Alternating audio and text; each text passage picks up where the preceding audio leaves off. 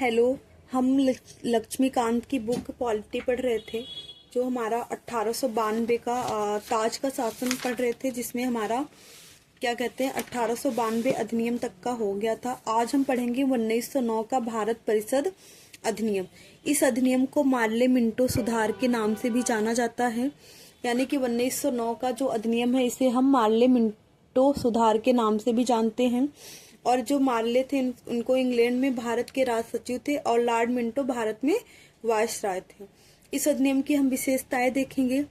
इसने केंद्रीय और प्रांतीय विधान परिषदों के आकार में काफी वृद्धि की। केंद्रीय और प्रांतीय विधान परिषदों के आकार में काफी वृद्धि की।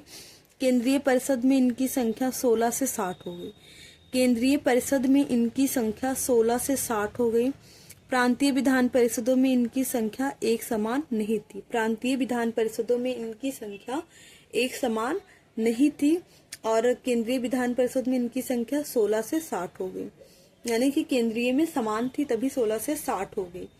इसने केंद्रीय परिषद में सरकारी बहुमत को बनाए रखा। केंद्रीय परिषद में सरकारी बहुमत को बनाए रखा, लेकिन प्रांतीय परिषदों में गैर सरकारी सदस्यों के बहुमत की अनुमति थी। यानी कि केंद्रीय परिषद में सरकारी बहुमत को बनाए रखा, लेकिन प्रांतीय परिषदों में गैर सरकारी सदस्यों के बहुमत की अनुमति थी।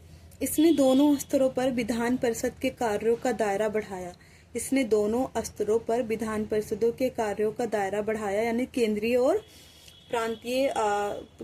प्रांतीय जो है विधान परिषदों थी, उनके दोनों में जो है कार्य का दायरा बढ़ाया। उदाहरण के तौर पर अनुपूरक प्रश्न पूछना, बजट पर संकल्प रखना। इस अधिनियम के अंतर्गत पहली बार किसी भारतीय को वायसराय और गवर्नर के कार्य परिषद के साथ एसोसिएशन बनाने का प्रावधान किया गया। सत्येंद्र प्रसन्न सिन्हा वायसराय की कार्यपालिका परिषद के प्रथम भारतीय सदस्य बने। उन्हें विधि सदस्य बनाया गया था। इस अधिनियम ने पृथक निर्वाचन के आधार पर मुस्लिम के लिए सांप्रदायिक प्रतिनिधित्व का प्रावधान किया। इसके अंतर्गत मुस्लिम सदस्यों का चुनाव मुस्लिम मतदाता ही कर सकते थे। यानी कि इस अधिनियम के द्वारा पृथक निर्वाचन के आधार पर मुस्लिम के लिए सांप्रदायिक प्रतिनिधित्व का प्रावधान किया गया, लेकिन इसके अंदर जो मुस्लिम सदस्यों का चुनाव था वो मुस्लिम मतदाता ही कर सकते थे। इस प्रकार इस अधिनियम ने सांप्रदायिकता को वैधानिकता प्रदान की और लॉर्ड मिंटो को सांप्रदायिक निर्वाचन के जनक के रूप में जाना गया। लॉर्ड मिंटो को जो हमारे भारत के वायसराय थे, उनको क्या कहा गया? सांप्रदायिक निर्वाचन के जनक के रूप में जाना गया। इसने प्रेसिडेंसियो, कॉरपोरेशन, चैम्बर ऑफ कॉमर्स, विश्वविद्यालय और जमींदारों के लिए अलग प्रतिनिधित्व का प्रावधान किया। यानी कि इसने प्रेसिडेंसियो, कॉरपोरेशन, चैम्बर ऑफ कॉमर्स, विश्वविद्यालय और जमींदारों के लिए अलग प्रतिनिधित्व का प्रावधान किया। यानी कि जो 1909 का भारत परिषद अधिनियम था, इसमें हमने क्या देखा? इसको हम पहले कहेंगे लॉर्ड क्या कहते हैं, मार्ले मिंटो सुधार के नाम से भी जाना जाता था। जो मार्ले थे वो भारत के राज्य सचिव थे, मिंटो जो थे वो भारत के वायसराय थे। इसमें केंद्रीय और प्रांतीय परिषद के आकार में काफी वृद्धि की। केंद्रीय परिषद में 16 से 60 हो गए, बट प्रांतीयों में अलग अलग थे। इसने केंद्रीय परिषद में सरकारी बहुमत को बनाए रखा, बट जो है इसका क्या कहते हैं, प्रांतीय परिषद में गैर सरकारी के बहुमत की भी अनुमति थी। दोनों पे इनके कार्य को बढ़ाया गया। अनुपूरक प्रश्न पूछना, बजट पर संकल्प देना, क्या कहते हैं, इस अधिनियम में जो निर्वाचक के आधार पर मुस्लिमों के लिए सांप्रदायिक प्रतिनिधित्व का निर्वाचन किया गया और इसका जो चुनाव था वो मुस्लिम मतदाता ही कर सकते थे। और इसमें यानी कि सांप्रदायिकता को वैधानता प्रदान की और मिंटो को सांप्रदायिकता निर्वाचन के जनक के रूप में जाना गया। लॉर्ड मिंटो को, जो भारत के वायसराय थे। प्रेसिडेंसियो, कॉरपोरेशन, चैम्बर ऑफ कॉमर्स, विश्वविद्यालय और जमींदारों के लिए अलग प्रतिनिधित्व का प्रावधान भी किया गया। ये हमारा 1909 का भारत परिषद अधिनियम या मार्ले मिंटो सुधार कहा जाता है इसको। ये हमने पढ़ लिया। अब हमारा नेक्स्ट है भारत शासन अधिनियम 1909। भारत शासन अधिनियम 1909 और इसके पहले हमने पढ़ा 1909 का भारत परिषद अधिनियम। अब भारत शासन अधिनियम 1919। 20 अगस्त 1917 को 20 अगस्त 1917 को ब्रिटिश सरकार ने पहली बार घोषित किया कि उसका उद्देश्य भारत में कर्मिक रूप से उत्तरदायी सरकार की स्थापना करना था। यानी कि 20 अगस्त 1917 को ब्रिटिश सरकार ने पहली बार घोषित किया कि उसका उद्देश्य भारत में कर्मिक रूप से उत्तरदायी सरकार की स्थापना करना था। कर्मिक रूप से 1919 में भारत शासन अधिनियम बनाया गया। कर्मिक रूप से 1919 में भारत शासन अधिनियम बनाया गया जो 1921 से लागू हुआ। इस कानून को मॉन्टेग्यू चेम्सफोर्ड सुधार भी कहा जाता है। 1919 को क्या कहा जाता है? मॉन्टेग्यू चेम्सफोर्ड सुधार भी कहा जाता है। मॉन्टेग्यू भारत के राज्य सचिव थे जबकि चेम्सफोर्ड भारत के वायसराय थे। सेम जैसे 1909 को मार्ले मिंटो सुधार कहा जाता था। मार्ले वायसराय थे और मिंटो क्या कहते हैं मार्ले जो थे, लॉर्ड मार्ले भारत के राज सचिव थे और मिंटो भारत के वायसराय थे। इसमें मॉन्टेग्यू भारत के राज सचिव थे, चेम्सफोर्ड भारत के वायसराय थे। मॉन्टेग्यू चेम्सफोर्ड सुधार के नाम से जाना जाता है। इस अधिनियम की विशेषताएं हैं केंद्रीय और प्रांतीय विषयों की सूची की पहचान कर एवं उन्हें पृथक कर राज्यों पर केंद्रीय नियंत्रण कम किया गया। यानी कि केंद्रीय और प्रांतीयों को सूची को पहचान कर उन्हें पृथक कर दिया गया और राज्यों पर केंद्रीय नियंत्रण को कम कर दिया गया। केंद्रीय और प्रांतीय विधान परिषदों को अपनी सूचियों के विषयों पर विधान बनाने का अधिकार प्रदान किया गया, लेकिन सरकार का ढांचा केंद्रीय और एकात्मक ही बना रहा। इसने प्रांतीय विषयों को पुनः दो भागों में विभक्त किया। हस्तांतरित और आरक्षित। हस्तांतरित विषयों पर गवर्नर का शासन होता था और इस कार्य में वह उन मंत्रियों की सहायता लेता था जो विधान परिषद के प्रति उत्तरदायी थे। दूसरी ओर आरक्षित विषयों पर गवर्नर कार्यपालिका परिषद की सहायता से शासन करता था जो विधान परिषद के प्रति उत्तरदायी नहीं थे। शासन की इस दोहरी व्यवस्था को द्वैध शासन व्यवस्था कहा गया। हालांकि यह व्यवस्था काफी हद तक असफल ही रही। इस अधिनियम ने पहली बार देश में द्विसदनीय व्यवस्था और प्रत्यक्ष निर्वाचन की व्यवस्था प्रारंभ की।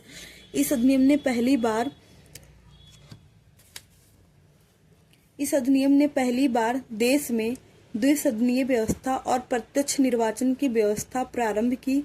इस प्रकार भारतीय विधान परिषद के स्थान पर द्विसदनीय व्यवस्था यानी राज्यसभा और लोकसभा का गठन किया गया। यानी कि 1919 के अधिनियम के द्वारा राज्यसभा और लोकसभा का गठन किया गया। दोनों सदनों के बहुसंख्यक सदस्यों को प्रत्यक्ष निर्वाचन के माध्यम से निर्वाचित किया जाता था। यानी कि दोनों सदस्यों को किससे? प्रत्यक्ष निर्वाचन के माध्यम से निर्वाचित किया जाता था। इसके अनुसार वायसराय की कार्यकारी परिषद के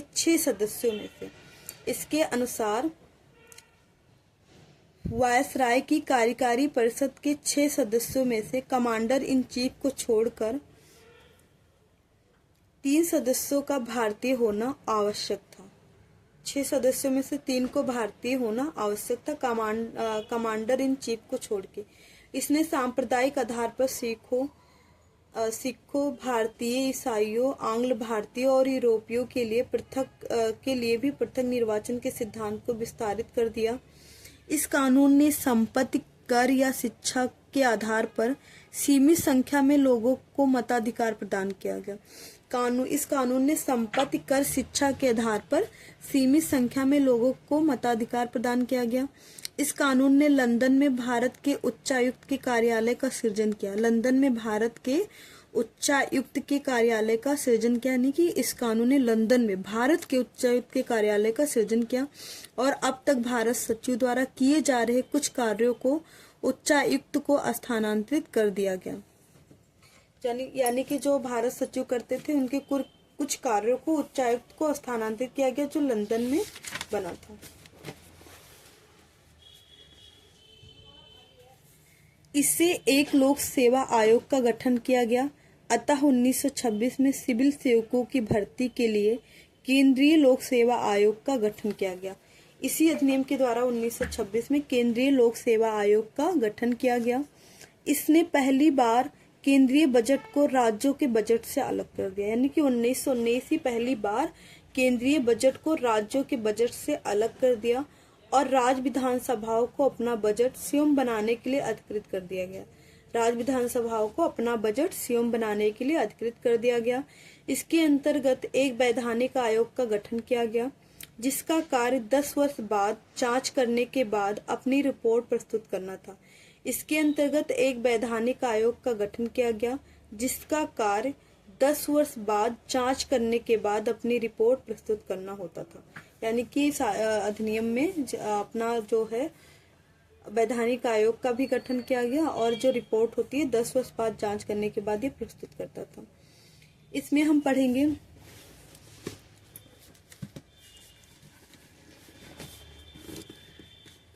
साइमन आयोग। ब्रिटिश सरकार ने नवंबर 1927 में यानी निर्धारित समय से 2 वर्ष पूर्व ही नवंबर 1927 में यानी निर्धारित समय से 2 वर्ष पूर्व ही नए संविधान में भारत की स्थिति का पता लगाने के लिए सर जॉन साइमन के नेतृत्व में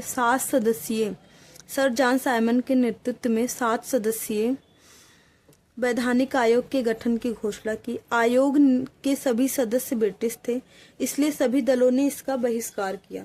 आयोग ने 1930 में अपनी रिपोर्ट पेश की तथा देश शासन प्रणाली, राज्यों में सरकारों का विस्तार, ब्रिटिश भारत के संघ की स्थापना, सांप्रदायिक निर्वाचन व्यवस्था को जारी रखने की आदि की सिफारिश की। आयोग के प्रस्ताव पर विचार करने के लिए ब्रिटिश सरकार ब्रिटिश भारत और भारतीय रियासतों के प्रतिनिधियों के साथ 3 गोलमेज सम्मेलन किए। इन सम्मेलनों में हुई चर्चा के आधार पर संवैधानिक सुधारों पर एक श्वेत पत्र तैयार किया गया, जिसे विचार के लिए ब्रिटिश संसद की संयुक्त प्रवर समिति के समक्ष रखा गया। इस समिति की सिफारिशों को कुछ संशोधनों के साथ भारत परिषद अधिनियम 1935 में शामिल कर दिया गया। सांप्रदायिक अवार्ड। ब्रिटिश प्रधानमंत्री रैमजे मैकडोनाल्ड ने अगस्त 1932 में अल्पसंख्यकों के प्रतिनिधित्व पर एक योजना घोषणा की।